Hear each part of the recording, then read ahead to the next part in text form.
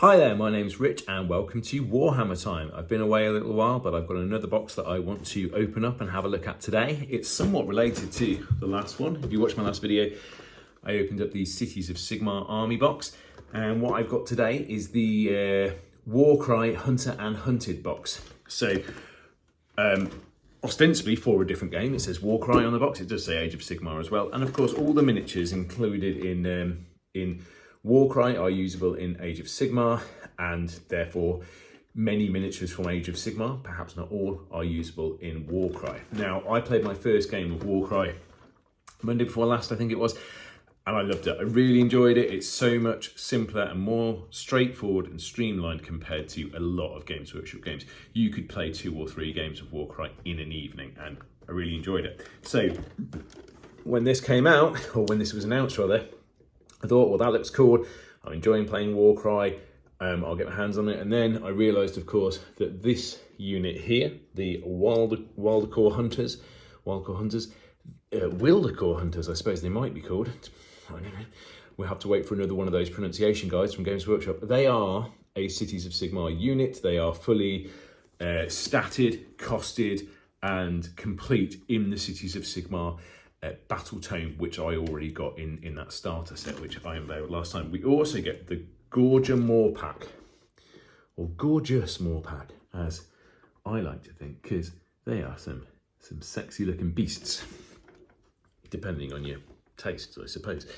Including that Cave Howler, who's awesome. I mean, it's interesting. Immediately you'll see that with the human and dog faction, because it's sort of handlers, they are the hunters, presumably. We've got 1, 2, 3, 4, 5, 6, 7, 8, 9, 10, 11 miniatures. The Gorger Mawpacks, I imagine they're ogres. We just get 5 of those. They are much bigger. They look, they look really ferocious, don't they? I don't know how the dogs are going to play. I don't know how they're going to play in Warcry or in Cities of Sigmar, so that's quite exciting. I'm also not 100% sure, we haven't talked about the Mawpack, so they're a great bit of terrain as well. Now, Warcry, like a bit like Kill Team, if you're into the sci-fi stuff, much more so than Age of Sigmar or Horus Heresy or Warhammer 40k or Lord of the Rings, much more so than any of those. Kill Team and Warcry need terrain, include terrain, make terrain playable and part of the game. It is not just cover, it's there for other reasons as well. So that Mawpack, that's obviously going to be able to eat people. If you can kick someone with that, push someone into that, which is this type of thing you can do in Warcry, it's going to eat you alive, I would imagine. So I find that quite fun, quite exciting. I have to say, the game of Warcry that I played the other week against my friend James, we didn't use the terrain to its full potential, and that was a little bit, well, it was largely down to us. So we had to place the terrain, it says place how, sorry, not the terrain, place the objectives at certain points. So we placed the objectives, and we didn't put any of the objectives on different levels, which is something that we probably should have done. Something that I think is equally important in Star Wars Shatterpoint, which is a game I'm also keen to get going on. I've got loads of the stuff, but I've only played one game of that so far. That seemed more complex, but hopefully complex in a learnable way. The issue I have with Age of Sigmar, and I played Age of Sigmar yesterday, and it's a similar issue to one that I had in previous editions of 40k. I haven't played this edition of 40k. Age of Sigmar, the same rule might be called 5 different things across different units, and there's no need for that. And also, if you look at the card, which isn't a card, it's a bit of a book, the page of the book, you will get a little bit of fluff about why that unit gets that bonus. And I get that, I like that, but what I want in my card when I'm playing the game is just what I get, just the bonus. Tell me that I get, that I do extra hits on a 6 because I'm using sun metal weapons, and sun metal weapons are, they can pierce in a way that other weapons don't do because they're made of this precious, almost magical material. Tell me that in the book. On the card, tell me that a 6 does 2 damage, yeah? That's what I need to know. And Warcry is much simpler in terms of that. Basically, every roll you either hit, miss, or score a critical, and a bit similar to Kill Team in that respect. You're going to do this much damage for a normal hit and this much damage for a critical. You've got no to hit and to wound rolls, and you've got no save rolls. That's not to say there aren't other things they put in it which make it tactical. There are the abilities, but it's quite different. Anyway, on with the box set. So this is the Hunter and Hunted Warcry box set, which I believe will be shipped to people on Saturday and be in some shops on Saturday. Well, now that is obviously the Mawpack, and immediately I'm so happy to see how few pieces that is in. It's obviously going to go together quite quickly. I can give it a spray, I can give it a dry brush and get it on the table. Love that. Got some bases, no surprises. These are going to be our Gorger Mawpack. Yes, the Gorger Mawpack. We've got some big pieces there again, although, you know, again, compared to some other companies, still a lot of pieces. It's going to give you options, but it also means it's going to take longer for you to put your minis together. Potato. I'm not sure if that phrase is relevant there. Then this is going to be the Wildercorps Hunters. Yep, dogs and men on there. Now, someone asked me about the heads on these dudes. It's difficult for me to tell straight away how many head options there are. Because on the previous Cities of Sigmar stuff, if you watch that previous video I did, loads of options with the heads. So I would imagine there are options. It might be more that they're interchangeable than more heads than you need. I think actually there are more heads than you need here, because I can see 1, 2, 3, 4, 5, 6, 7, 8, 9, 10 immediately. And then when I counted the 11 miniatures, some of those were dogs, and I'm not confusing human heads for dog heads. Not making that mistake again. Got a little divider. Cards. Why we love Warcry, because all of the information that you're going to need is on cards that you can put in front of you and play the game, and you don't need to refer to a book 300 times. Why we love a number of games, actually. Okay, what are these cards? Let's have a look. So Warcry, one of the things about Warcry, which is uncommon, certainly in modern games, is that you can set up the scenario with cards. So you get different types of cards and they randomize the scenario for you. So for example, you set up the terrain according to the cards. Now this would be dependent on you owning the terrain that corresponds to those, because it's more than is in this box. Then you have a thing called a twist, which those are things which change the game or add an extra element, like toxic gases, fear of the hunted. You're going to have a victory condition, which will tell you how you win, whether it's objective based or something else. And then obviously we've got the stat cards for all of the miniatures. So that miniature immediately, you know, I was saying that there's not very many miniatures in the one warband in the Gorgers. The fact that first one I'm looking at is 235 points. Your whole warband's only going to be 1,000. A warband is 1,000 points. So to have one dude that's 235, that explains why there's not as many miniatures in there. Also, he's got 35 wounds. 35 wounds, that's as much as the Centurion miniature, which is an amazing miniature. We've got another guy there who's 230 points, 30 wounds, 180 points, 30 wounds, 175 points, 30 wounds, 185 points, 30 wounds. So that warband is going to be hard to kill. The humans look like they're all there. So 3 of them are coming in at 20 wounds, which is very respectable. But then the others are more like 12, which is perhaps more normal. Do the dogs have their separate cards? No, it looks like the dogs are going to come. They're going to be included on the same card as the humans. Maybe that's why some of them have got 20 wounds, because there's a dog as well.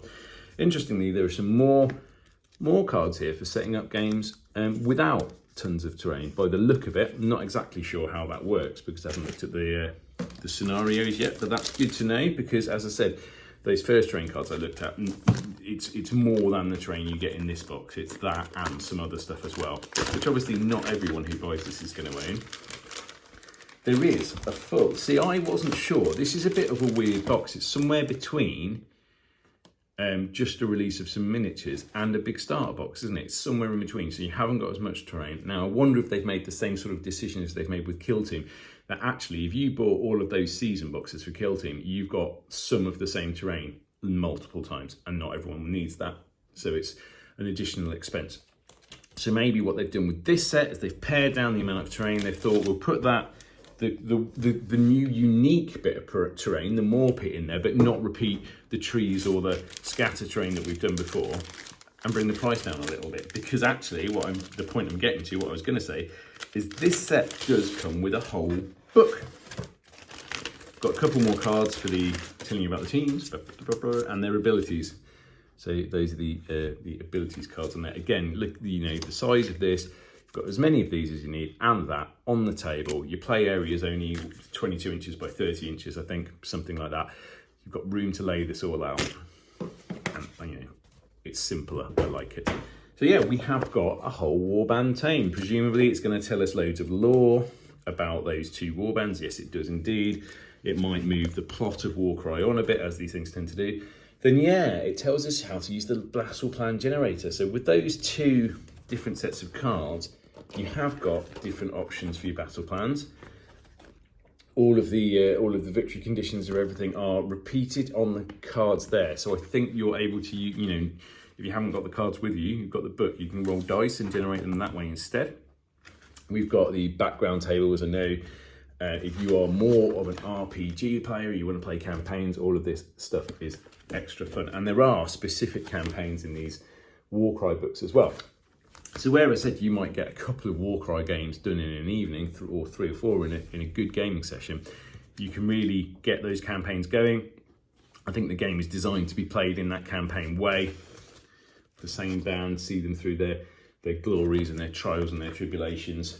And that's something that I think is going to be way more achievable for a lot of people. Someone like me who has a job and has kids and has commitments, I can do that over 2 or 3 weeks at my local Wargaming club. Whereas if I wanted to play a Path of Glory campaign in 40k or Age of Sigmar, that would be a lot to take on. And in all honesty, we don't always finish games of those bigger games at club in the time that people have got. I played Age of Sigmar for getting on for 3 hours last night, and we didn't finish the game. Now, actually, the game came to a satisfactory conclusion, but we didn't play as many battle rounds as the battle plan was for. We played 3 out of 5. That is because some of the players were inexperienced, and it might have a lot of checking in books because people hadn't played it very much at all. And also there was beer involved, and that can slow things down because you can't remember anything. That is the Hunter and Hunted box set. I got this from Timecast, which is local to me, for a very reasonable price.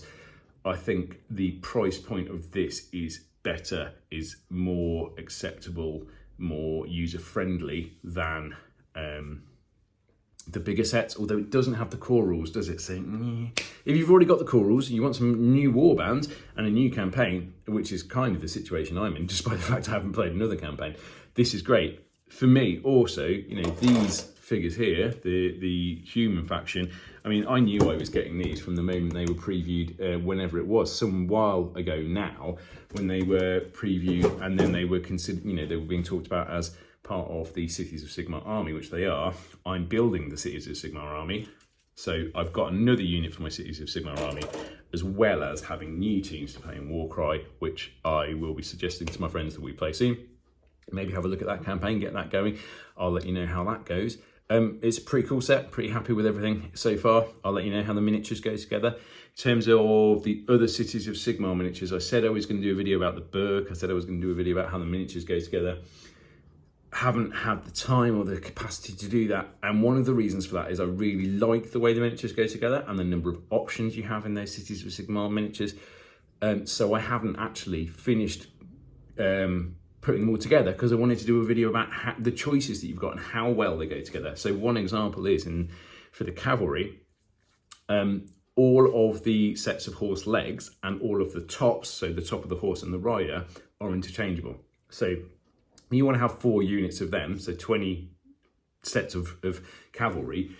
You could very, very easily make 20 different looking pieces. You're not going to have that situation where you've got very, very similar poses or mono poses as we used to have back in the days when Warhammer was fantasy battle. Back 40 years ago. It is the 40th anniversary of Warhammer, 45th anniversary of the Games Workshop, I think. But yeah, I think that's everything I wanted to say today. I might do another video a little bit later. I might not. You know, last time I said I was going to do stuff, didn't do it. Might do a little video later on again about a different game entirely that isn't Warhammer and isn't even Games Workshop, despite the fact that I've decided to call this series Warhammertime, but that was more of a pun on the MC Hammer song than anything else. Anyway, thanks very much for watching. Like, subscribe, send me tweets, all of those things are appreciated, and I will see you very soon.